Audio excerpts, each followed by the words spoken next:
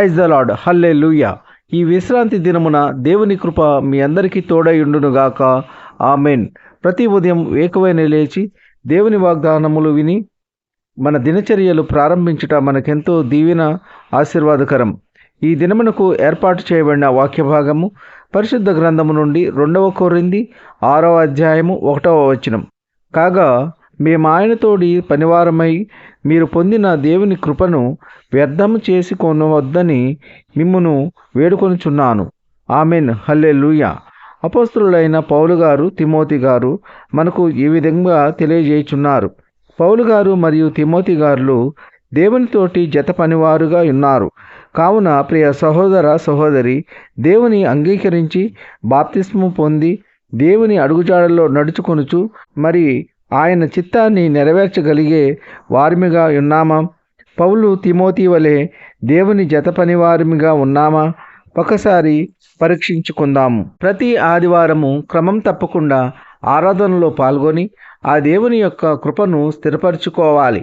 ఆయన కృపను కాపాడుకోవాలి. దేవుని ఎరిగిన వారిమిగా ఉండి లోకానుసారంగా జీవిస్తున్నామా, లేక దేవుని భయము కలిగి దేవుని చిత్తానుసారంగా ఉంటున్నామా? ఒక్కసారి మనలను మనము పరీక్షించుకుందాము. పౌలు తిమోతి గారు అంటున్నారు, దేవుని కృపను వ్యర్థము చేసుకొనవద్దు అని హెచ్చరించుచున్నారు. దేవుని కృపను మనము కాపాడుకోవాలి. వ్యర్థమైన వాటితో పాలు పంపులు పొందకూడదు. అనేక మంది దైవసేవకులు, ఉన్నతమైన దైవసేవకులు నిరంతరము విరివిగా మనకు వాక్యము అందించడానికి గల కారణము ఇదే.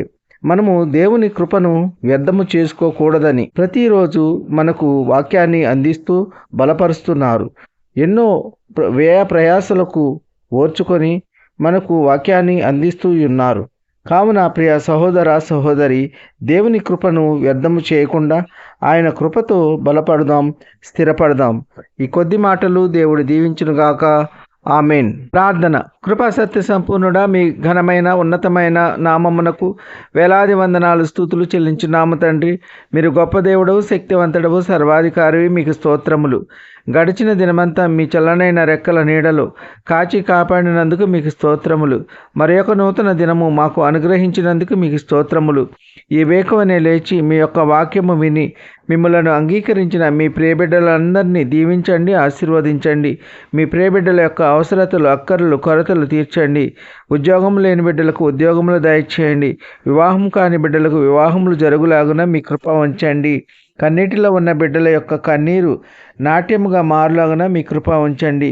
వారు కోల్పోయినవన్నీ తిరిగి పొందుకునేలా మీ కృప ఉంచండి. వృద్ధులను కాపాడండి. వృద్ధాప్యంలో వారికి సాటి అయిన సహకారులను నియమించండి. వికలాంగులను కాపాడండి. వారికి సాటి అయిన సహాయకులను నియమించండి. చంటి బిడ్డలకు మంచి ఆరోగ్యములు దయచేయండి.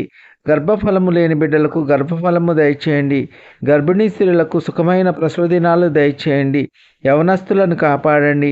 యవన కాలంలో తల్లిదండ్రుల మాటలకు విధేయులై ఎటువంటి చెడు వ్యసనములకు బానిసలు కాకుండా మీ కృప ఉంచండి. పిల్లలు చదువుతున్న చదువుల్లో రాకపోకల్లో కాపాడండి. తల్లిదండ్రుల మాటలకు విధేయులై ఉండుటకు మీ కృప ఉంచండి. దిక్కులేని వారిని, దీనులను, బీదలను కనికరించండి.